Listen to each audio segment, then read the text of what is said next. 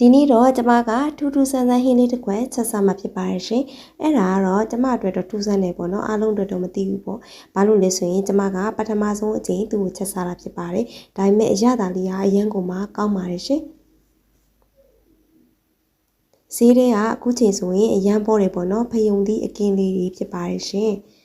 ဒီဖယုံသီးအကင်းလေးတွေကကျမတို့ချက်တဲ့အချိန်မှာခါတတ်တယ်ပေါ့နော်အဲ့တော့ကျမကမခအောင်ဘာလို့လဲဆိုရင်အခုဖယုံသီးလေးတွေကိုခွဲလိုက်မယ်ခွဲပြီးအထဲထဲမှာပါတယ်အခုပြတဲ့အဝါလေးတွေကိုကျမကတေချာလေးဖယ်ပြီးတော့သူ့ကိုချက်ခဲ့ရပါတယ်ရှင်မဟုတ်ရင်ကျမတို့အရန်ကိုမခါပြီးတော့စားမရအောင်ဒီခါတတ်ပါတယ်ရှင်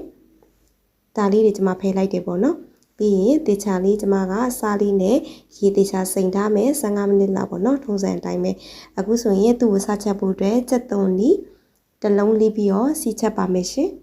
ကြက်သွန်နီလေးတွေနွမ်းလာပြီဆိုရင်ကျမကကြက်သွန်ဖြူလေးတွေချက်ပြီးတော့ထည့်ပါမယ်ရှင်ပြီးရင်တော့နွမ်းမုံအနည်းငယ်ထည့်ပါမယ်ငပိအနည်းငယ်ထည့်ပါမယ်ရှင်ငပိရတော့နည်းငယ်ဆိုရင်ရပါပြီရှင်အရင်ကြီးများသွားရင်မကောင်းဘူးပေါ့နော်ကြက်သွန်ဖြူနဲ့ငရုတ်သီးစိမ်းကြီးထည့်ပေးလိုက်ပါရရှင်ပြီးရင်တော့အားလုံးကိုတမအောင်မွေးပေးလိုက်ပါရှင်အနံ့လေးတွေမွေးလာပြီဆိုရင်တော့ကျမတို့ခုနကရေစိမ်ထားတဲ့ဖယုံဘူးအကင်းလေးတွေဆက်ထည့်လို့ရပါပြီရှင်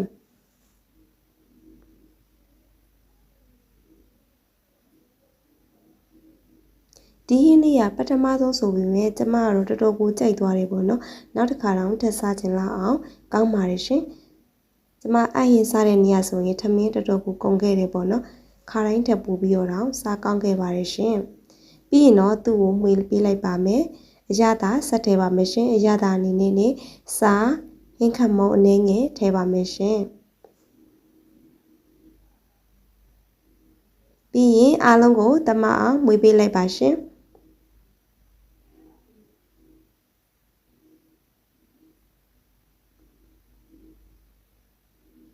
ပြီးရင်တော့ကျမကဒီဖယုံသီးလေးတွေပို့ပြီးတော့ချက်လွယ်သွားအောင်ရေလေးအနည်းငယ်ထည့်ပေးလိုက်ပါရှင်ရေကတော့အများကြီးထည့်စရာမလိုပါဘူးရှင်အရင်များသွားရင်ကြက်လွန်ပြီးတော့စားမကောင်းဘူးပေါ့နော်ဒီလောက်အနေထားဆိုရင်ရပါပြီရှင်ကျမတို့ဒီအနေထားလေးမှာပဲအရသာကိုက်မကိုက်မိကြည့်ပါအရသာကိုက်ပြီဆိုရင်တော့ကျမတို့နောက်ဆုံးအနေနဲ့ပင်စိမ်းရက်ကလေးပို့ပြီးတော့မွေးသွားအောင်ကျမက